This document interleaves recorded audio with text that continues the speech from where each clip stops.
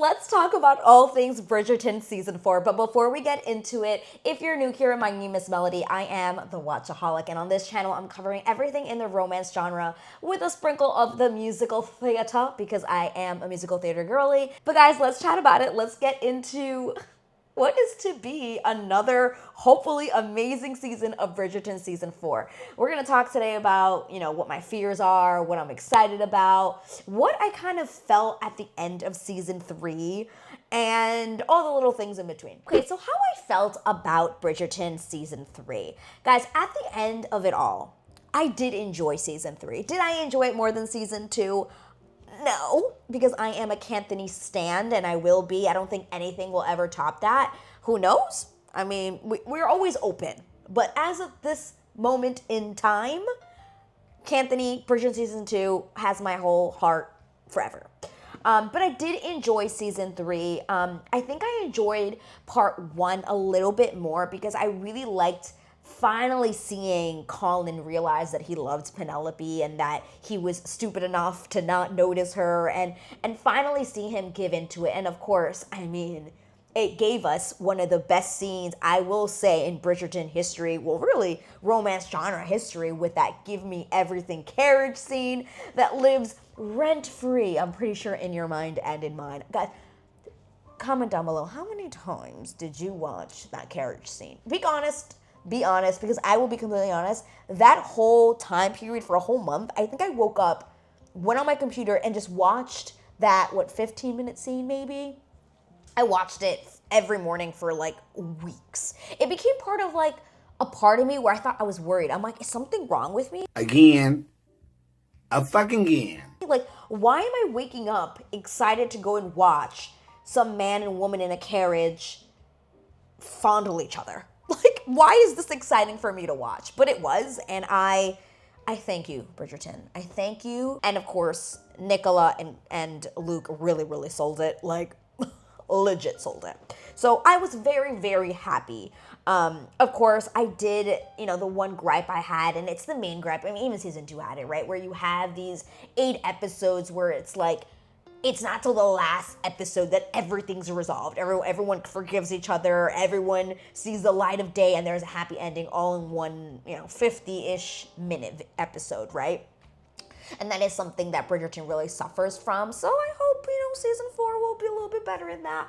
But that is one thing I didn't like, that they discovered, like, Penelope kind of just got away with it and everything was fine. Like, I don't know. I felt like they dragged it for so long, and then all of a sudden it was like, okay, yeah, they're okay with her being Penelope, or they're okay with her being Lady Whistledown. It's okay. So yeah, that was the one thing I wasn't a huge fan of. For me, I with season 3 in general, is that I've always felt that, for me personally, friends to lovers has never been my favorite trope. I am an enemies to lovers thick and through. Hence why Canthony is they did such a good job, because that is just my favorite trope. I love enemies to lovers. I think it's just so much better to have these two people bickering and not like each other, but then finding common ground to the point that they're like, wait a minute, is there something here? Like, it's just so much better than like people were like, oh, we're friends, and then we discovered that we were, oh, well, maybe this person's good for me kind of thing, right? Because there's always there's always that one person who was always like secretly in love with the other, and then the other person like never noticed them. And Coughlan was just such an idiot for 2 seasons that it was kind of ridiculous that he didn't notice. Like, to the point that I was like, okay, Coughlan, like, come on now. Open up the eyes, okay? Lord have mercy. I also just really loved Nicola. I think she just really held her own in this season. And I think she's a fantastic actress to begin with. I mean, I've loved her since Dairy Girls. Like, she is an absolute fantastic actress, and I can't wait to see more from her because she absolutely deserves it. She is a powerhouse. She's also a fellow petite girly, and I will always root for my petite gals. My Latinas and my petite gals, I am always rooting for them, always. And I think she's just been the strongest female lead that we've had. I liked her much more than Daphne. I liked her more than Simone Ashley or than Kate. And it's not that I didn't like Kate, right? But it was still Anthony's season. Like, yeah, Kate was the co-lead, right? But this was about Anthony, not necessarily about No, well, I guess it could be about both. But this is the story. The name of the show is called Bridgerton, right? Am I wrong? It's called Bridgerton. And then that's, though, how I felt about season 3 as a whole, though, was the fact that it didn't really feel like a show about Bridgerton. It should have been, it was more about Penelope's story and her coming into her own, and Colin just kind of coming in on the side, right? It wasn't about Colin. I felt like season 3 was about Penelope, and that's where I felt like it was a little bit interesting. Granted, I've never read the book, so I don't know if in the books it feels like Penelope is at the forefront, but it definitely felt like she was in this season. And the show is called Bridgerton. It should have been more about Colin, not necessarily Penelope, if I can continue to repeat myself. So I am glad that season 4 we are getting back into Benedict, and it being about a Bridgerton's love story. I don't know if I'm in the minority or not in this, but I sit in the range, I guess, of the people who wasn't happy with what they did with Benedict in season 3. I felt like it was another season of him just being like, sure, I'll date this girl. And okay, now I'm kind of having sex with a man now and a woman, and we're having threesomes, and I guess it was confirming people's, want or confirmation that maybe he is bisexual, because they never kind of said it, right? That kind of thing. So, I don't know, and it's nothing about him, those scenes, like, it's fine. Like, I don't care if he's bisexual, if he's pansexual, I don't really care. I just feel like as a character, the last 3 seasons, he's just been kind of like floating along and not really going anywhere. Like, they made such a big deal about this painting thing, and then all of a sudden it was like he gave up on it, and they never spoke about it again. I'm like, I thought this was like a thing. I thought painting was like something that you were really passionate about, so I don't understand like why all of a sudden it was like never spoken about again, right? You kind of avoided it. Granted, I did love him and Lady Tilly. I did. I think that they were fantastic together. They had amazing chemistry.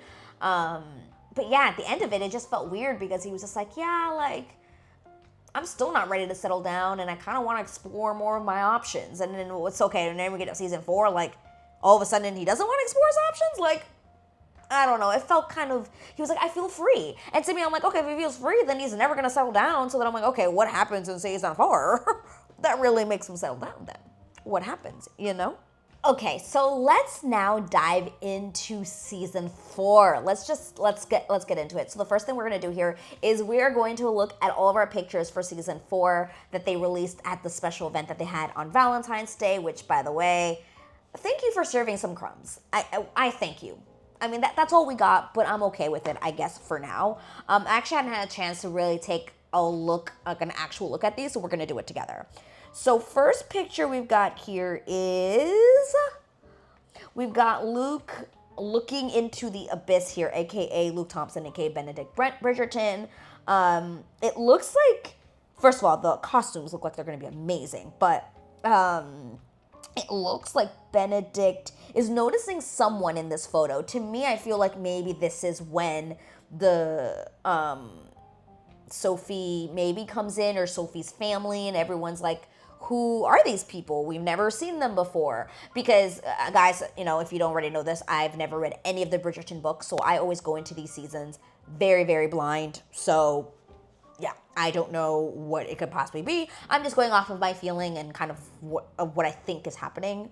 But I really feel like this picture looks like he is looking at someone who has caught his attention. So my thought is that it's probably, what's her name? It's probably Sophie. But I don't know if I love this little mask he's wearing. It looks very a la like Mask of Zorro kind of thing. I would have liked it, I think, if his mask was a little bit more embellished or just a little bit more like covering his face. But it just looked like this kind of like cheap little mask, in my opinion. They could have done a little bit better with his mask, in my opinion. Okay, moving on. We've got a nice little family picture. Looks like we have Violet. I don't know who that is. Is that? Oh, I think it might be Portia. It's Violet, Portia,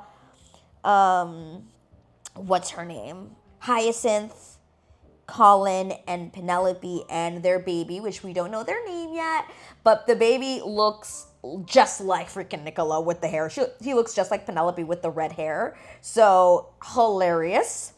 hilarious. I am, of course, very much looking forward to seeing this story play out and seeing kind of where their love story is, where they are in life, how's their marriage, like, are they going to offer some sort of advice? But very cute picture. Definitely they wanted to give us a little tease of the baby for sure. Lady Violet Bridgerton and Lord Anderson. Now, last season, Violet, as we know, Violet's been ready to, get with somebody. She's ready to get some companionship, get some action, get some love. It's been a little dry season, and she's ready to, change it up a little bit. So, looking forward to seeing that. I mean, this picture looks really wonderful.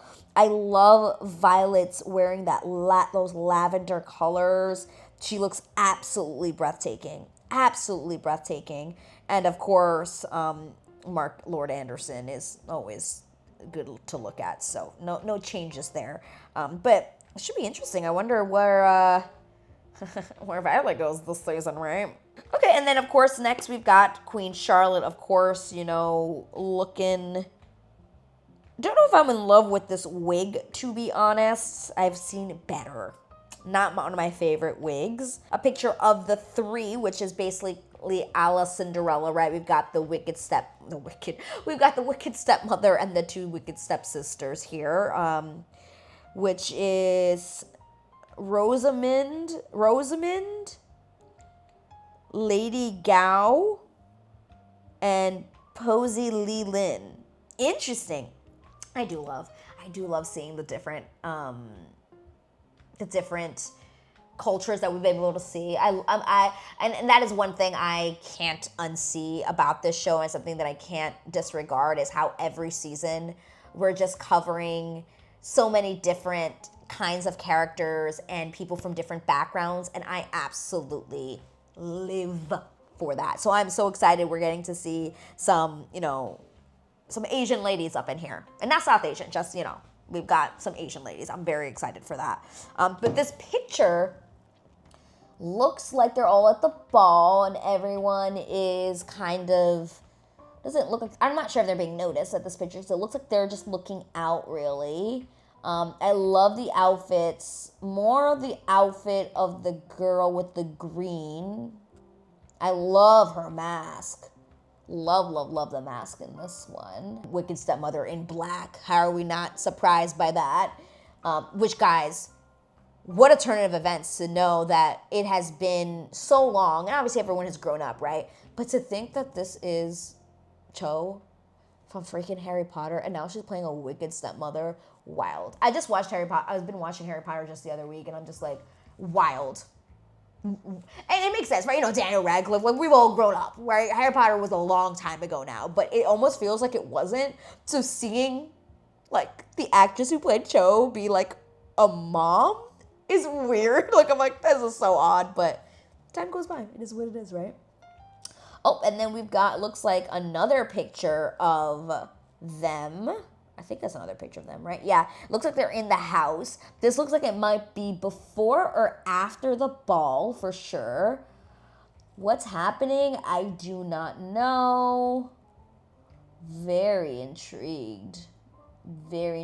From what I hear, this is like a very, like, Cinderella kind of thing. So I'm assuming, like, is Sophie, like, the bastard child or something? Like, her husband had her with somebody else, or did her dad die and then the mom took over and she's like, oh, well, you're gonna be a servant now because I don't like you? Like, is that the Cinderella story, like the typical thing that we're seeing, and that's why she's like a servant?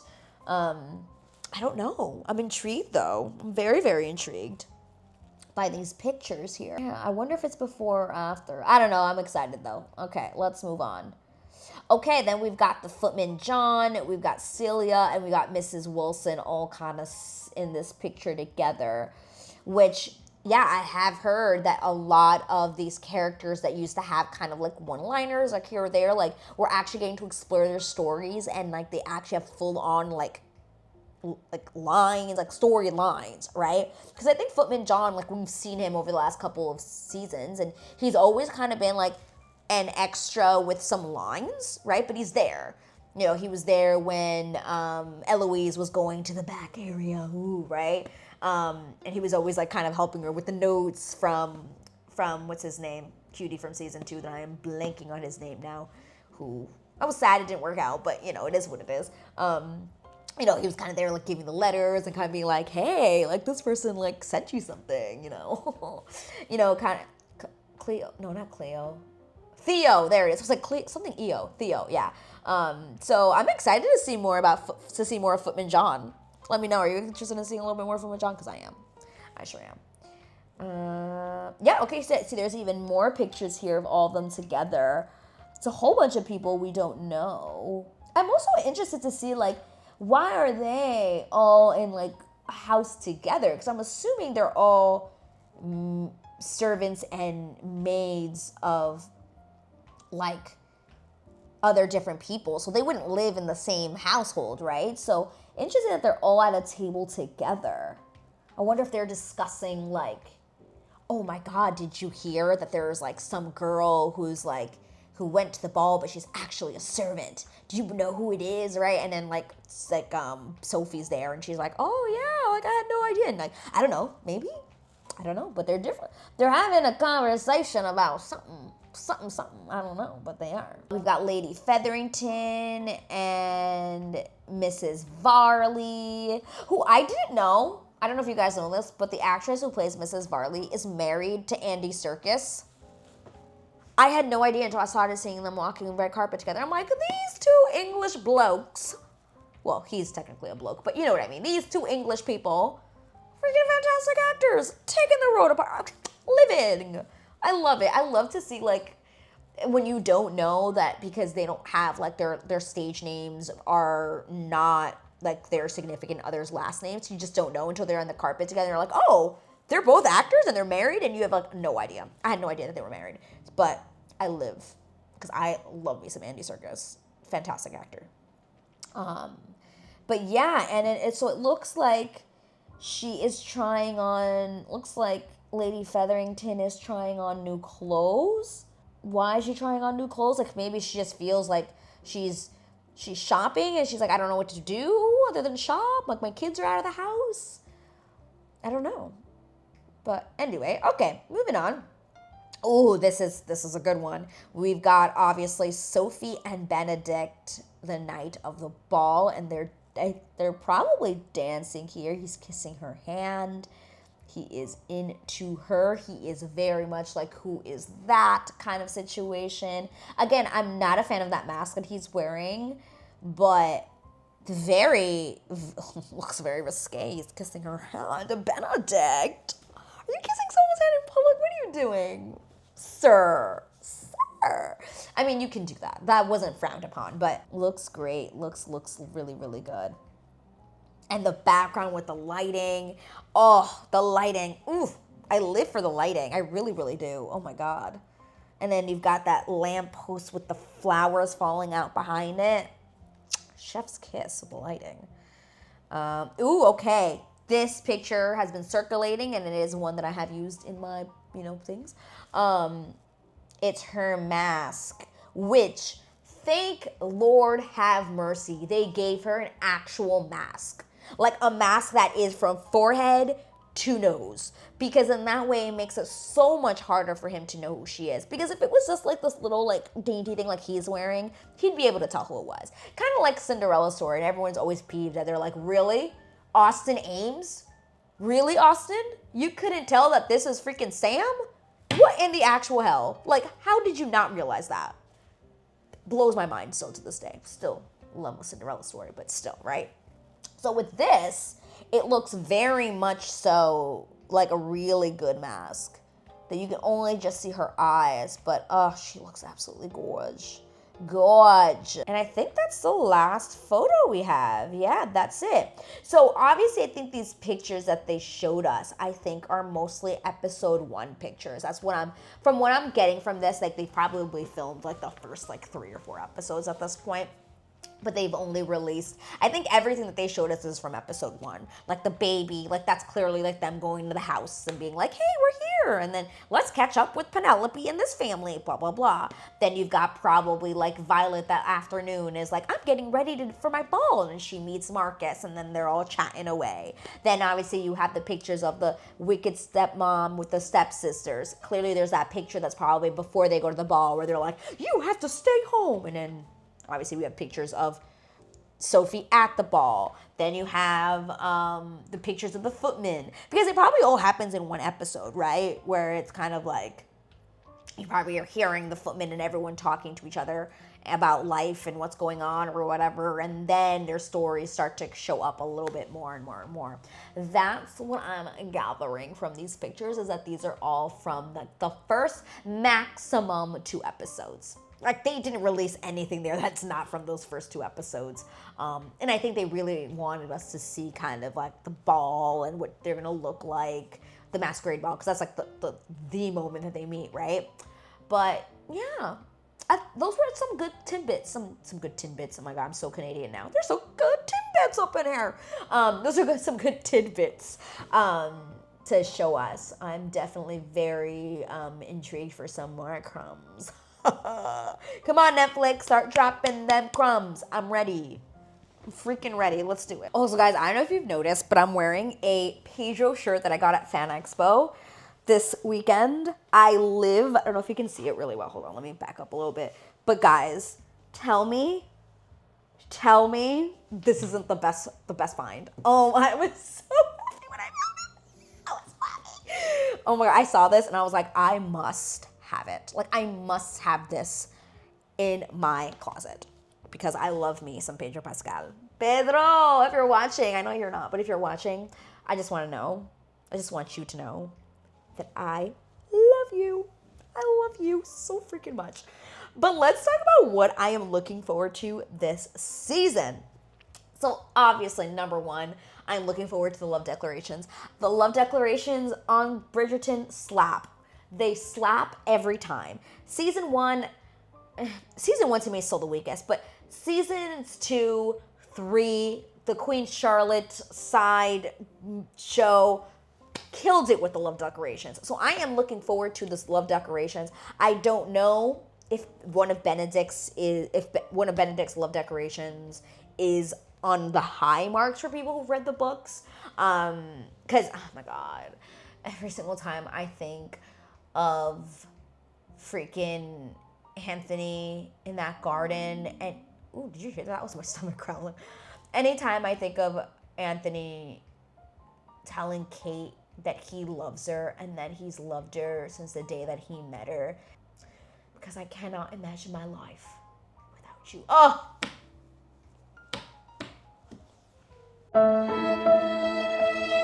I'm also looking forward to the love story itself and this trope. Like I had mentioned before, the friends to lovers is never really my favorite, or the like fake dating isn't really my favorite either. Like, it's okay. My top is always going to be like enemies to lovers, but I also do love a from the opposite sides of the track trope, which is what we're getting here. Obviously, we've got someone who is high up in here, nobility, and we got someone who's a servant, right? So I'm very much looking forward to this love story. I do love that trope a lot. Let me know in a comment below if you guys are into this kind of love story trope, or if not, what is your love story? Like, what is your favorite love story trope? Let me know in a comment below. Obviously, I also am very much looking forward to Benedict finally finding purpose. I'm just so tired of him just being like this background guy who I absolutely love. Luke Newton, right? It is Luke Newton, right? Shit, because what's the other Luke? Thompson. See, I was wrong. I knew I was wrong. It's Luke Thompson. There's 2 of them, and I always get them. I know they're both named Luke. Luke Thompson.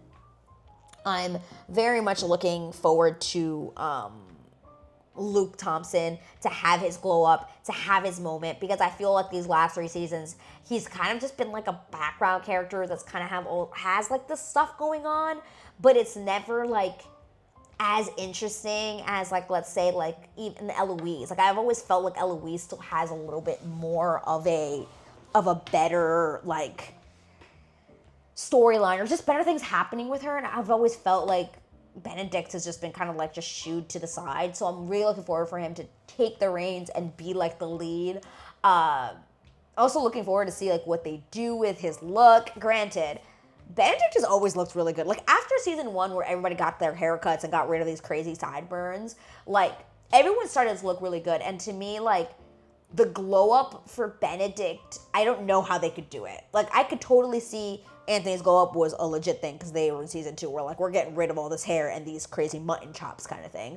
Then season 3, yeah, they gave him a glow up because it was Cullen was like a little boy and then they were like, okay, let's make him more manly. But Benedict has always been manly. He's never not been manly, so I don't know if they could really give him a glow up. But hey, I'll be here for you if you want to give me one. If you want to give me one, I'd be here. All good. All good in the hood. I can't even not say it. Like, how could I not say it? Like, obviously, Canthony. Who else isn't looking forward to Canthony? Like, if you're not a true Bridgerton person, and you can get the hell out. I'm kidding, guys. I'm kidding. But obviously, Canthony. I can't wait to see Anthony. I know they showed Anthony in that little clip with the beard, and I'm like, I'm ready for it. I am ready for it. Give me all the Canthony that you possibly can. I know it's going to be little, but please give me as much as you can of those two, or as much as freaking Jonathan Bailey you want. If you want to give me 5 episodes of Jonathan Bailey, I will be here to soak it up. I don't care. Just give me Canthony, or at least a lot of Anthony. Please and thank you. Thank you. Am I looking forward to Pollen? Sure. Yes. And I kind of brought into this a little bit more about thinking about what they're going to do with Lady Whistledown this season. Because if memory, fails me, if memory doesn't fail me, at the end of the season, it felt like Lady Whistledown was like kaput. Like it was like, okay, I've retired. I'm now Penelope Featherington, right? I always thought that like that's where it went. But then it seems like from what I've heard that like Julie Andrews is still back as Lady Whistledown. So I'm wondering like what that means. How are we getting there? Like why is she writing as Lady Whistledown? Is it okay for her to write as Lady Whistledown? Like what is her purpose in that? And something that I did think about is she going to start writing about the people downstairs? Because remember, she had said last season, Penelope was like, I should have been giving voices to the voiceless. So I wonder if she's going to use her column to talk more about servants and about the downstairs folk, right? I wonder if that is, a pathway that they might go on.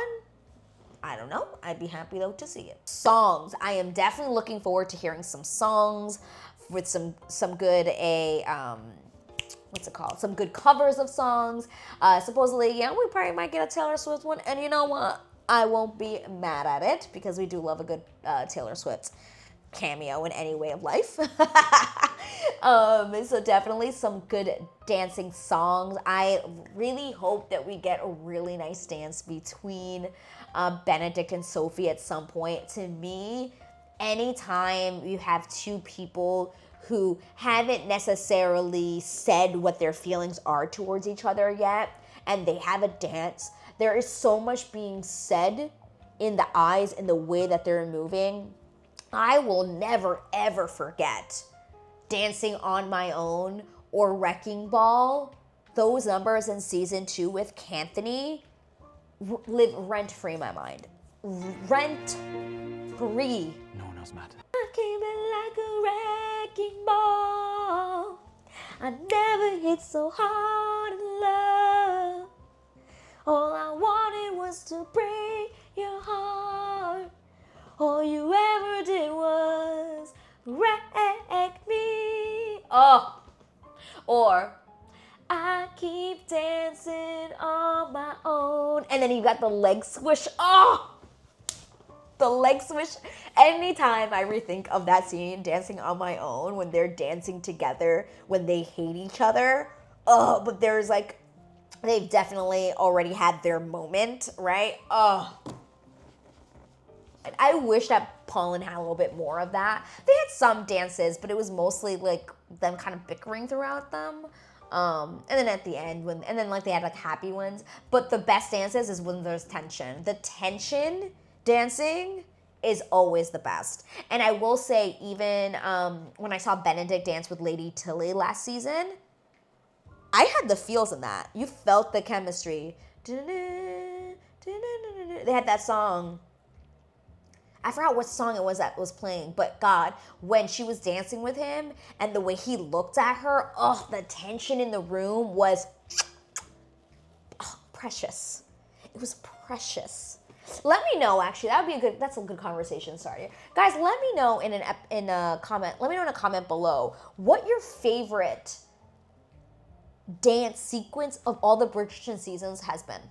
I'm so curious to know. Comment down below. And actually, one more thing that I'm thinking about that I might be really interested in seeing is Francesca's storyline, because obviously the end of last season, it caused a whole ruckus. If you know, you know, about, Michaela, Michael, that whole thing. So I'm really interested to see, what this season brings with that.